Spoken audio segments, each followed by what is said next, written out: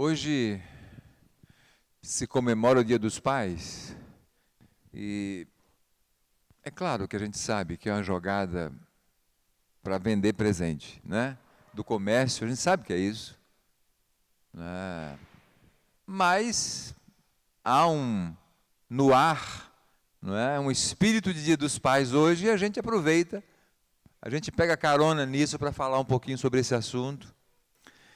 Eu não consigo dissociar os pais, né? Pai e mãe, devia ser um dia só, Dia dos Pais, por exemplo, né? Se por acaso fosse preciso ter um dia, mas ia vender menos, né? Então tem que ser um dia para cada um para vender um pouco mais. Mas os pais e as mães, os pais em si são responsáveis pelos seus filhos. Recebem um presente de Deus e são responsáveis por esses presentes também. E eu quero hoje conversar com você um pouquinho sobre um pai. E o nome desse pai você conhece muito bem, que se chama Abraão. Abraão, o homem chamado por Deus para formar o seu povo. Vejam, Abraão, ele não foi, Deus não chamou um povo, mas chamou um homem chamado Abraão. Isso está lá no capítulo 12 do livro de Gênesis.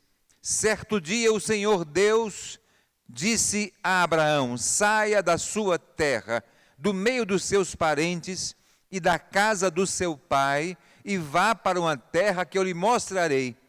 Os seus descendentes vão formar uma grande nação.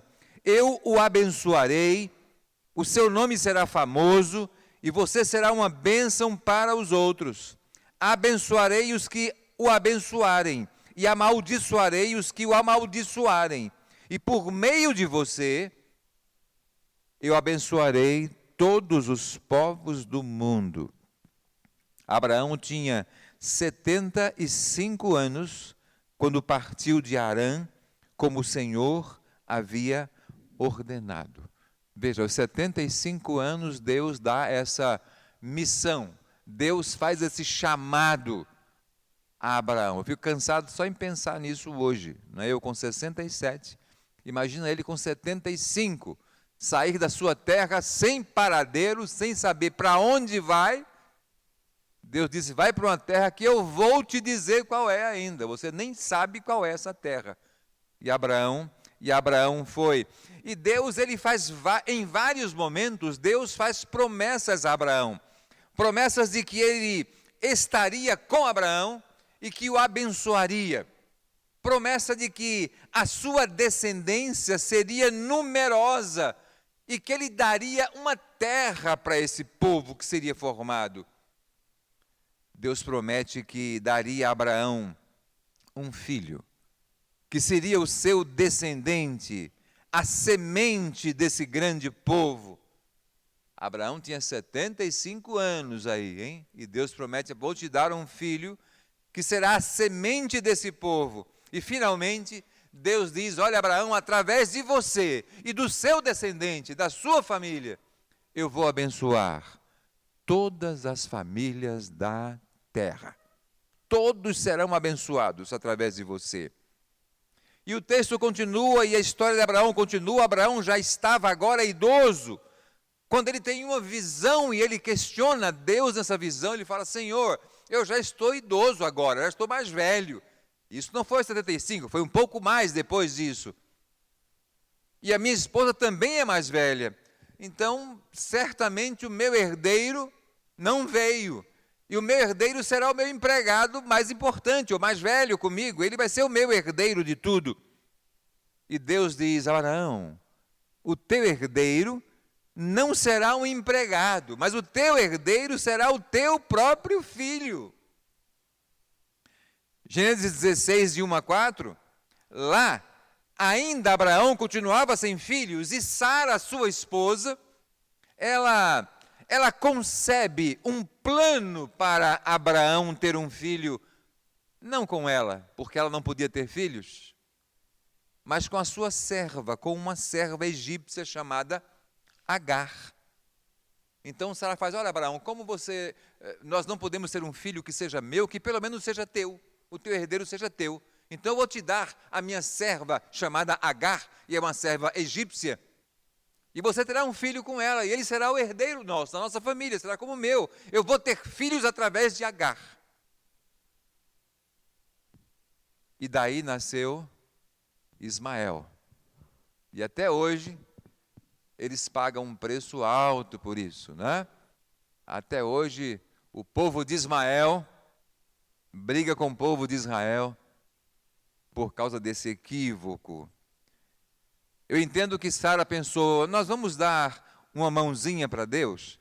Talvez Deus não esteja tendo muita imaginação nesse momento e a gente precisa ajudar ele um pouquinho. Então vamos fazer esse plano. Mas não era o plano de Deus que isso acontecesse. Em Gênesis 17, quando Abraão tinha quase 100 anos, Deus aparece a Abraão e faz com ele mais uma aliança cujo sinal seria a circuncisão de todos os homens do povo. E dos versículos de 15 a 19 do capítulo 17, Deus reafirma a Abraão, Abraão, o teu filho será o herdeiro da promessa, o filho teu com Sara, não Ismael, não o filho teu com Agar, mas o que eu prometo é um filho teu com Sara, tua esposa. Em Gênesis 18, versículos de 9 a 14, mais uma vez Deus promete a Abraão e Sara que seu filho nasceria. Abraão é visitado por 3 homens, enviados por Deus, e Abraão, quando vê aqueles homens, ele se ajoelha diante deles, ele reconhece que é uma visão de Deus, é Deus vindo até ele. Aqueles homens se hospedam na casa de Abraão, e ao saírem dizem, olha, aonde está tua esposa Sara? Abraão fala, está na tenda, na nossa tenda. Ele fala, pois avisa para Sara, que daqui a um tempo nós voltaremos e ela vai estar grávida, e vai ter um filho. E Sara está bem próxima dele, bem perto da tenda, da barraca, interiormente começa a rir, pensando, mas como? Eu já estou com quase 100 anos, meu marido com mais de 100, como é que podemos ter um filho? Como eu posso ainda amamentar um bebê? Isso é impossível. E aqueles homens dizem, Sara, por que você está sorrindo? E aí aqueles homens dizem para Sara o mesmo que o anjo disse a Maria, para Deus nada é impossível, Sara. E depois de um tempo, Sara concebe, engravida, e dá à luz a um filho de Abraão, chamado Isaque. Nasce Isaque, o filho da promessa. Olha que coisa maravilhosa, olha que coisa de Deus. Abraão com quase 100 anos de idade, ou com um pouco mais de 100 anos, Sara com mais de 90. E Sara vai amamentar um bebê. O filho da promessa acaba de nascer.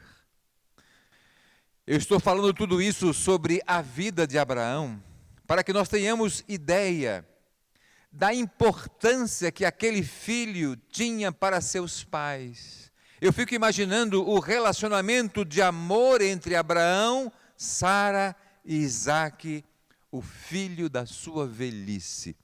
E eu digo isso porque eu sou um filho da velhice. Eu sou um filho da velhice dos meus pais. Eu sou o caçula, eu sou o mais novo de 7 filhos. O primeiro foi homem e o último, imagine, depois de mim vieram 5 mulheres. E a cada nova mulher que vinha depois da primeira, era guardado um homem. Então tinha um nome para homem. Era Davi. Aí nasceu mulher. Aí colocaram Dalva. Depois seria Isaque. Mais uma mulher, se chamou Isá. E assim foi. E assim foi, até quando perderam as esperanças, apareceu eu. Muitos anos depois da penúltima. Né? Agora imagine meu pai como ele era comigo. Eu não me lembro muito bem como ele era comigo. Até minha irmã esteve aqui agora, há 2 semanas atrás, a minha irmã mais próxima de mim, porque minhas irmãs todas têm mais de 80 anos, só essa que tem 69, que é 2 anos mais velha do que eu. E E eu disse, Nádja, me perguntaram já se eu era muito mimado. E eu não me lembro, não soube responder muito bem se eu era mimado demais ou não, porque eu era o último, o homem esperado, eu era muito mimado. E ela falou, olha, você não imagina, você não sabe. As minhas irmãs sempre me dizem uma coisa para mim, olha, o nosso irmão mais velho, Ramos, o meu pai encontrou ele um dia jogando futebol. Meu pai pegou ele pela orelha, levou para casa e deu uma surra nele. Para ele nunca mais jogar futebol na vida, que futebol não é coisa de gente de bem. E isso há quantos anos atrás? Bota anos nisso, né? 80 anos atrás. Agora, para você, nosso pai comprou uma bola e lhe deu. Olha a diferença que foi. Olha a diferença que ele fez. Então vejam como é que é um filho da velhice. Assim era. Eu garanto que Isaac ganhou a sua bola também, né? Isaac era tratado por Abraão e Sara como aquele filho querido. Agora, e a importância que Isaac tinha não era apenas pelo relacionamento de pais e filhos, mas pelo relacionamento dos pais com Deus, porque Isaac era o sinal de que as promessas de Deus se cumpririam na vida deles e na vida do povo que estava sendo constituído por eles. Não era só aquela importância de pai para filho, o caçulinha, o filho da velhice, aquele filho amado e querido, mas ele é a promessa de Deus. Ele é a verdade de Deus. Ele é aquele filho que Deus prometeu. Então Deus vai cumprir tudo o que sempre prometeu para nós. A fé que Abraão tinha em Deus, muito dela, foi confirmada com a vinda de Isaac. E aí nós chegamos agora ao texto realmente de hoje, que está no capítulo 22 do livro de Gênesis. Nós chegamos então ao maior desafio da vida de Abraão, e vocês sabem qual foi. Capítulo 22 do livro de Gênesis diz assim: algum tempo depois, eu creio que Isaac estava na sua adolescência, algum tempo depois, Deus pôs Abraão à prova. Deus o chamou pelo nome e ele respondeu: estou aqui, Senhor. Então Deus disse: Abraão, pegue agora Isaque, o seu filho, o seu único filho, a quem você tanto ama. Deus é até dramático, não é aqui? E vá até a terra de Moriá. Ali na montanha que eu lhe mostrar, queime o seu filho como sacrifício. Ofereça esse filho amado como sacrifício. No dia seguinte, Abraão se levantou de madrugada, arriou o seu jumento, cortou a lenha para o sacrifício e saiu para o lugar que Deus havia indicado. Isaque e 2 empregados foram junto com ele. No terceiro dia, Abraão viu o lugar de longe. Então disse aos empregados: fiquem aqui com o jumento. Eu e o menino vamos ali adiante para adorar a Deus. Daqui a pouco nós voltamos. Abraão pegou a lenha para o sacrifício e pôs nos ombros de Isaque. Pegou uma faca e fogo, e os dois foram andando juntos. Daí a pouco o menino disse: pai. Abraão respondeu: que foi, meu filho? Isaque perguntou: nós temos a lenha e o fogo, mas onde está o carneirinho para o sacrifício? Abraão respondeu: Deus dará o que for preciso. Ele vai arranjar um carneirinho para o sacrifício, meu filho. E continuaram a caminhar juntos. Quando chegaram ao lugar que Deus havia indicado, Abraão fez um altar e arrumou a lenha em cima dele. Depois amarrou Isaque e o colocou sobre o altar em cima da lenha. Em seguida, pegou a faca para matá-lo. Mas nesse instante, lá do céu, o anjo do Senhor o chamou, dizendo: Abraão, Abraão. Estou aqui, respondeu ele. O anjo disse: não machuque o menino e não lhe faça nenhum mal.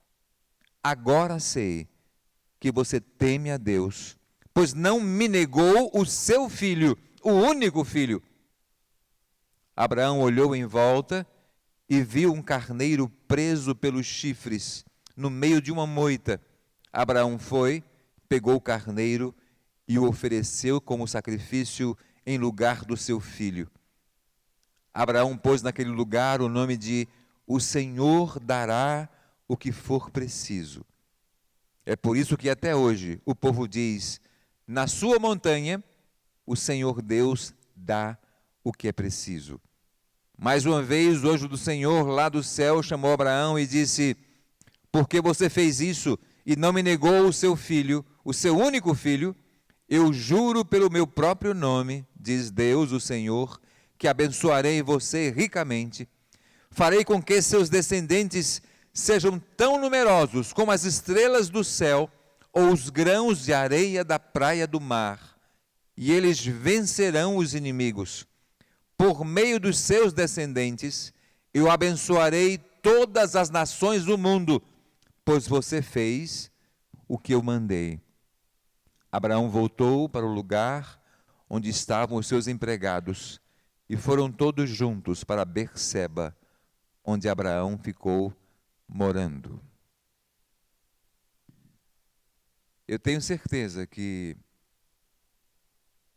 de tantas caminhadas que Abraão viveu, essa foi a caminhada mais difícil de sua vida, sem dúvida alguma.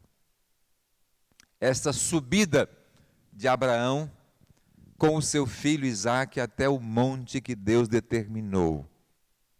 Deus, ele pede a Abraão o filho da promessa.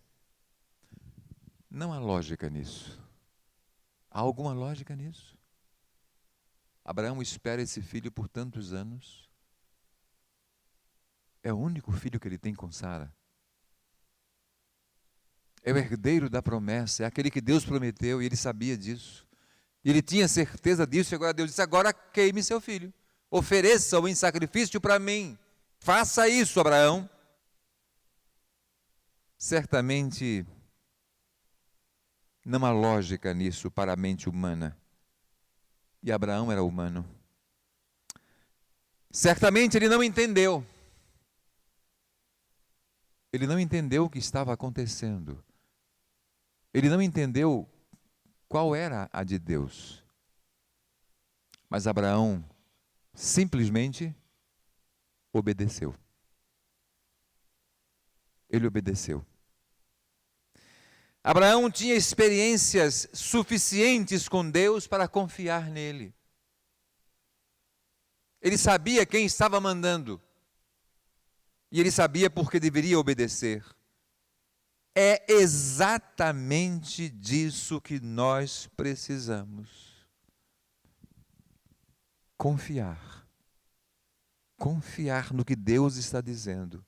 E a única forma de termos experiências com Deus é crendo nele, obedecendo ao que Deus diz e vivendo e experimentando os resultados da nossa obediência. Veja, Abraão, ele obedeceu porque ele tinha experiências com Deus. E a única forma de termos experiências com Deus é obedecendo. É obedecendo e experimentando na nossa vida os resultados dessa obediência.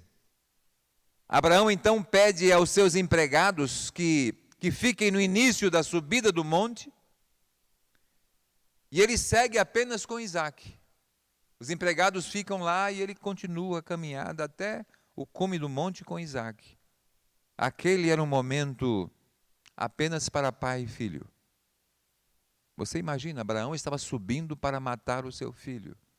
E o filho não sabia disso. E ele levava a lenha nas costas do sacrifício. Eu vejo os dois seguindo pelo caminho. Imagine Abraão e Isaac, Abraão subindo com a faca numa mão, o fogo na outra, Isaac com a lenha, aquele garotinho. Imagine o seu filho adolescente.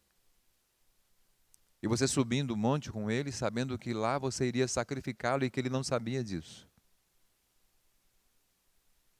Imagina essa figura, os dois de costas subindo. E quando eu vejo isso, eu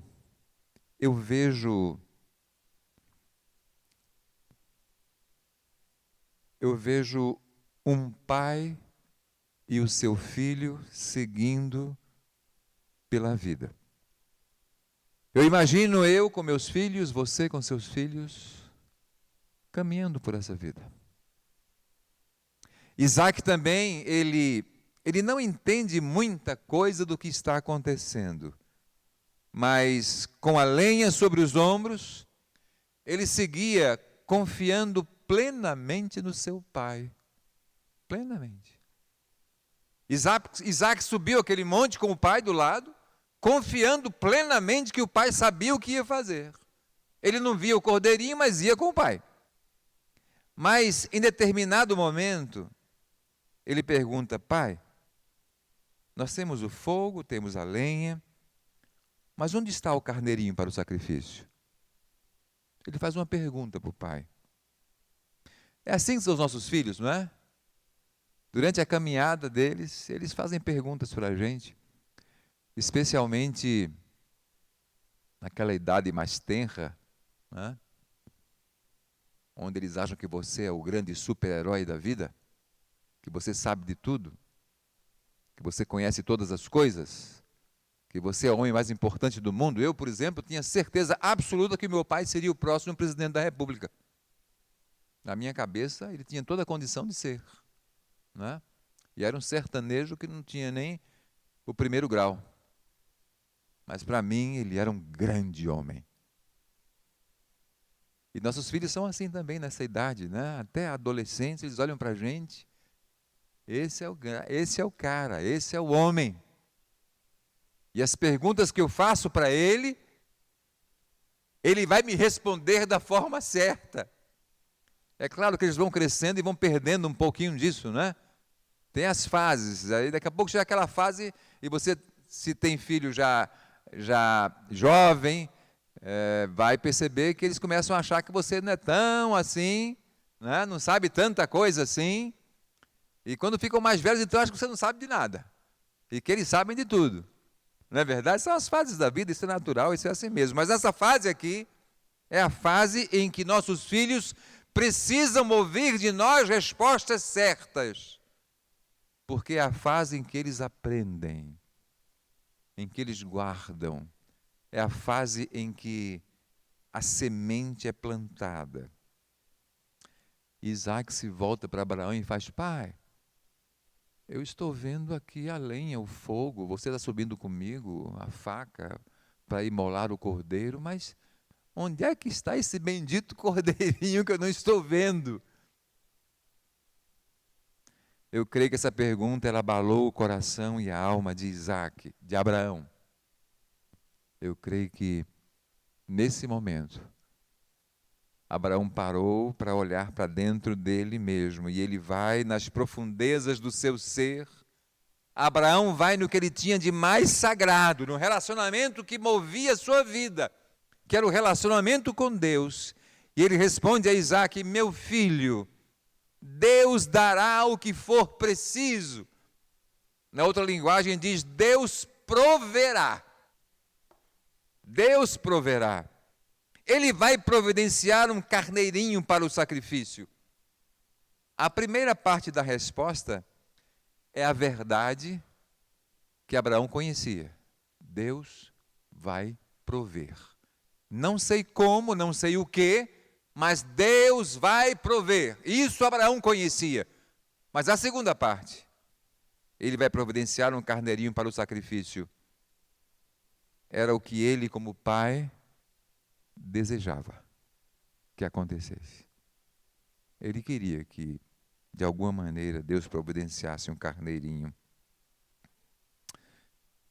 Abraão compartilha com Isaque a sua fé no Deus que sempre esteve ao seu lado. Abraão responde à pergunta de Isaque, compartilhando com ele a fé que enchia o coração dele. Agora eu quero falar para mim e para você que é pai, e para aqueles que um dia serão pais. Na nossa caminhada com os nossos filhos, eles terão perguntas a fazer. Eles sempre terão questões para colocar diante de você. E é vital que a sua experiência com Deus faça parte de cada uma das suas respostas a essas perguntas. O seu filho vai lhe fazer perguntas. Vai ter questões para resolver na vida dele. E é importante que a sua experiência com Deus, ela faça parte das respostas que você vai dar para ele. Abraão não disse: ô Isaque, não se preocupa não que nós vamos dar um jeito. A gente dá um jeito. Alguma coisa a gente vai fazer. Não, ele disse: Deus suprirá. Deus proverá. Nas respostas de Abraão a Isaque sempre estão Deus. Nas nossas respostas aos nossos filhos sempre precisam estar os princípios de Deus. Isso não se faz. Mas por que, pai, não se faz? Porque a palavra de Deus diz isso. Não é só porque é claro que isso é bom para ser feito. Não. As nossas respostas precisam sempre ter algo a ver com a nossa fé no nosso Deus, porque a fé no nosso Deus é a nossa vida, gente. É preciso que os nossos filhos percebam que a nossa fé é a nossa vida. Nós vivemos movidos, motivados pela fé que nós temos em Deus. Mais uma vez eu quero afirmar a você que só suas experiências com Deus lhe darão uma autoridade para responder a seus filhos desta maneira. Só suas experiências com Deus lhe darão autoridade para responder aos seus filhos dessa maneira. Agora, se você não tem experiências com Deus, você vai responder o que você acha, o que você gostaria, o que todo mundo diz, o que a sociedade pede. Mas se você tem experiências com Deus, você vai responder para Ele sobre o que a palavra de Deus fala. E você obedece. Porque você tem experiência com isso.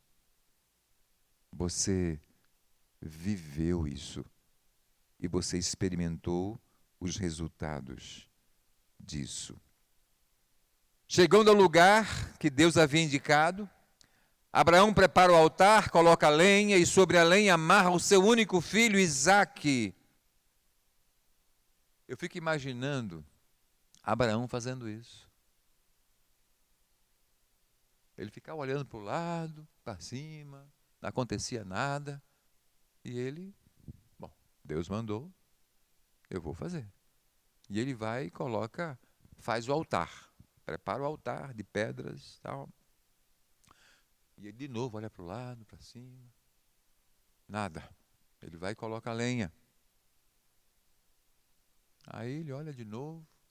É a última vez, Senhor. Ele olha para cima, para o lado. E não acontece nada.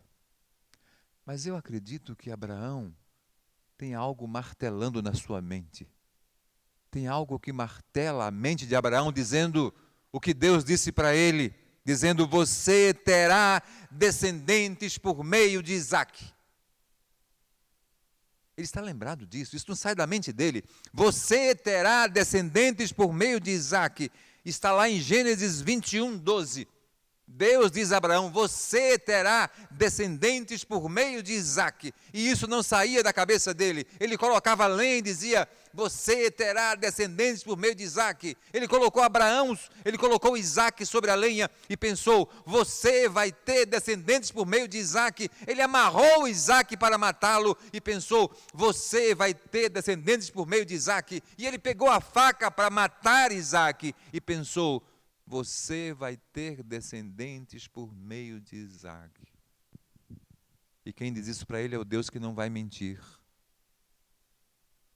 Lá no livro de Hebreus, capítulo 11, versículos 17 a 19, diz assim: foi pela fé que Abraão, quando Deus o quis pôr à prova, ofereceu o seu filho Isaque em sacrifício. Abraão ofereceu. Deus tinha prometido muitos descendentes a Abraão, mas mesmo assim, ele estava pronto para oferecer o seu único filho em sacrifício. Deus lhe tinha dito: por meio de Isaque é que você terá descendentes. Abraão reconhecia que Deus era capaz de até ressuscitar Isaque. E por assim dizer, Abraão tornou a receber da morte o seu filho Isaque. O escritor aos Hebreus é bem profundo quando diz isso. Ele fala: olha, Abraão matou Isaque. Abraão sacrificou Isaque. No coração de Abraão, ele já havia sacrificado Isaque. Quando ele pega aquela faca, ele já havia no coração dele abdicado do seu filho. Ou melhor, quando ele começou a subir aquele monte com Isaque, ele já havia sacrificado Isaque em seu coração. E quando ele pega a faca, Deus diz: chega, Abraão, chega. Você já fez o que eu te pedi. Você já mostrou que eu sou a pessoa mais importante da sua vida. E não seu filho da promessa, mas sou eu. É por mim que você vive. Não é por ele, é por mim que você vive. Abraão sabia que não ele, mas Deus faria o que fosse preciso para que a sua palavra se cumprisse. Abraão sabia que não ele, Abraão, mas Deus faria tudo para que sua palavra se cumprisse. Essa convicção precisa nos acompanhar por toda a nossa caminhada. Essa certeza precisa estar no meu e no seu coração. Deus cumprirá tudo o que for preciso para que a sua palavra permaneça como verdade para nós. E Deus providenciou o carneirinho para o sacrifício. E não poderia ser diferente, e Abraão sabia disso. Mas momentos como esse são desafiadores até mesmo para os que têm fé. Abraão sabia quem era Deus. Ele já tinha experimentado a vida com Deus. Mas Abraão era humano, gente.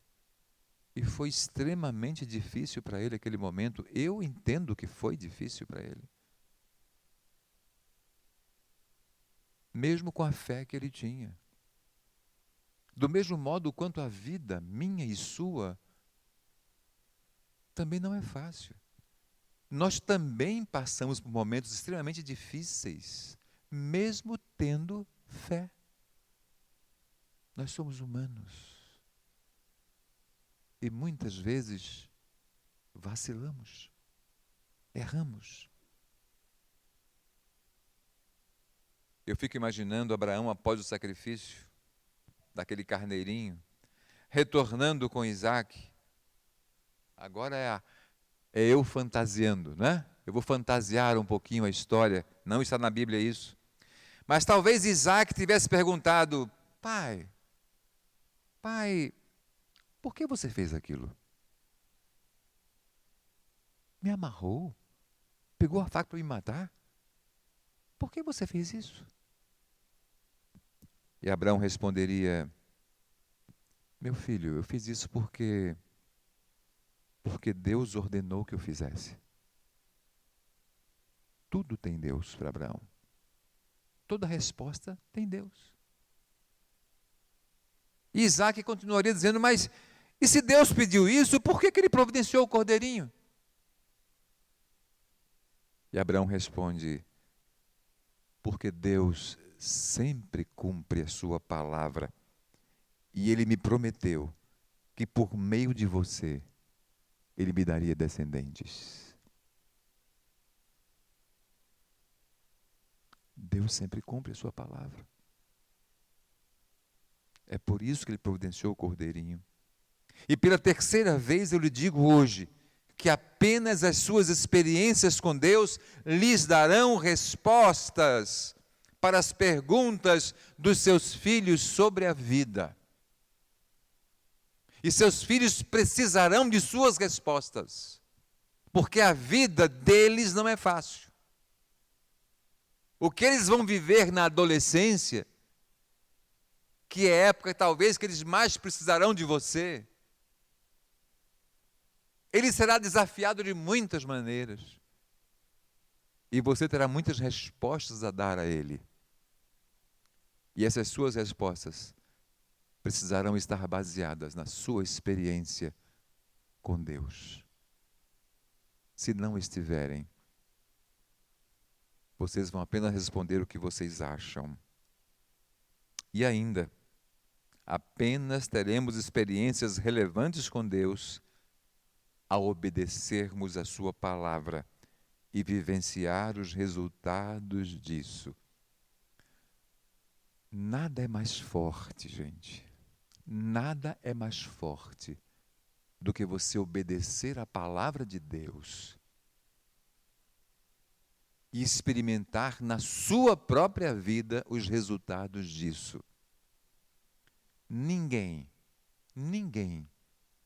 te convencerá do contrário. Ninguém. Porque uma coisa é dizer: olha, eu soube que alguém obedeceu a Deus e Deus cumpriu. Outra coisa é dizer: eu obedeci o que a palavra ensina. E na minha vida foi assim. E Deus cumpriu isso na minha própria vida. Ninguém detém alguém que vive experiências com Deus. É por isso que muitas vezes nós não entendemos como aqueles homens de Deus, discípulos de Jesus Cristo, deram sua vida por Cristo. Foram mortos por não negar a sua fé. Por quê? Porque eles conheciam Deus. Eles viveram experiências na própria vida deles. E ninguém segura, ninguém detém alguém que vive experiências com Deus. Ninguém. Quantas experiências com Deus nós deixamos de viver porque não cremos e confiamos que Ele cumprirá a sua palavra. Quantas vezes nós deixamos de viver experiências maravilhosas com Deus, de ver Deus cumprindo em nossa vida o que Ele prometeu, simplesmente porque nós não temos coragem e fé para obedecer. Deus diz: viva assim, que o resultado será esse. E você fala: será? O mundo diz o contrário. Será que vai dar certo para mim isso? Será? E aí você faz a sua vontade. E você não vive e nem experimenta o cumprimento da promessa de Deus na sua própria vida. Quantas vezes nós perdemos de viver experiências profundas maravilhosas que transformariam a nossa vida, simplesmente porque não obedecemos à palavra de Deus. E quando vivemos assim, ao caminharmos pela vida ao lado dos nossos filhos, nós não teremos respostas para eles, que verdadeiramente lhes indicarão o caminho certo. Não permita que isso aconteça com você. Não permita que na sua vida seja assim, que você não indique o caminho certo para o seu filho, porque simplesmente você não tem experiências com Deus suficientes para afirmar as respostas que Deus daria para eles. Não permita que isso aconteça com você. Mas eu quero concluir lembrando que, assim como Abraão faz aquela difícil caminhada com seu filho Isaque, e que ele foi salvo da morte pelo cordeiro providenciado por Deus, assim como Abraão, houve um outro pai, que também caminhou com seu filho para a morte. Só que para esse pai, não houve um cordeiro para livrar o seu filho, porque o seu filho era o cordeiro. Ele era o cordeiro. Essa verdade nos traz à memória que todos os seres humanos caminhavam para a morte, e morte eterna. Mas para estes, como para Isaque, Deus providenciou o cordeiro para o sacrifício, o seu próprio filho, Jesus Cristo. Esta convicção e essa fé é a primeira experiência com Deus que nos fará ter respostas para os nossos filhos ao longo da nossa caminhada com eles. Essa é a primeira experiência. É crermos que em Cristo nós somos livres da condenação que o pecado trazia às nossas vidas. Essa é a primeira certeza. Essa é a primeira experiência com Deus que nos trará a liberdade para viver e ter respostas para os nossos filhos. É a primeira. Sem essa, nenhuma outra virá. É a certeza de que Deus já pagou a nossa conta. Nós não temos que pagar. Nós não temos que conquistar Deus. Deus já nos conquistou.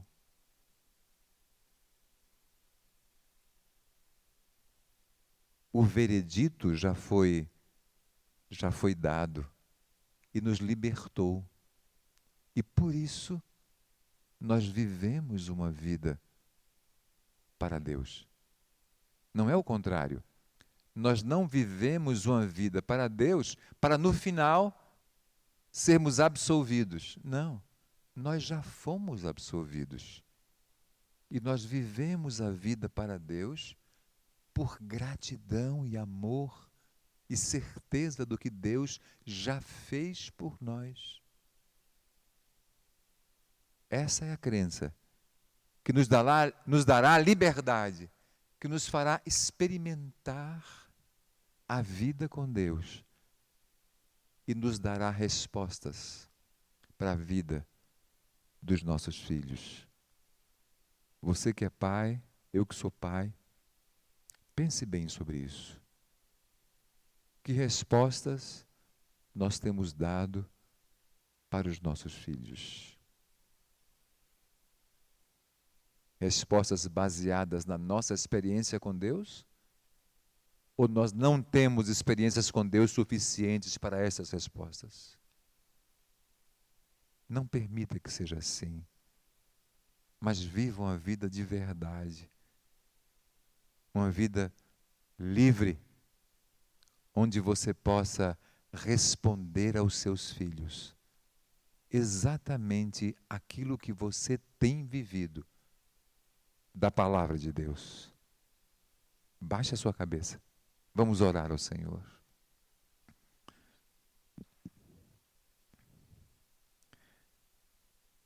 Obrigado, Senhor, porque a tua palavra, ela nos leva a entender verdades tão importantes, tão profundas, mas também tão simples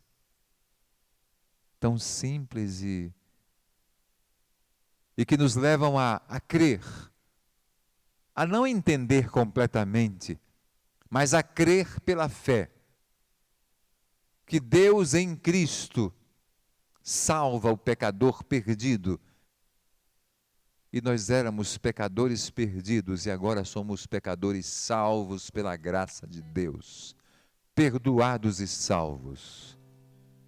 E que essa experiência, Senhor, nos faça transmitir aos nossos filhos tudo aquilo que nós temos vivido e aprendido. Nós não somos perfeitos, Deus, o Senhor sabe disso. Não somos perfeitos. E os nossos filhos também sabem disso. Mas que no nosso coração haja o desejo de crescer, de a cada dia sermos mais parecidos com aqueles que foram criados por Deus à sua imagem e semelhança. E que sejamos pais que tenham respostas de Deus para a vida dos nossos filhos. Te peço isso, Pai, em nome de Jesus. Amém. Amém.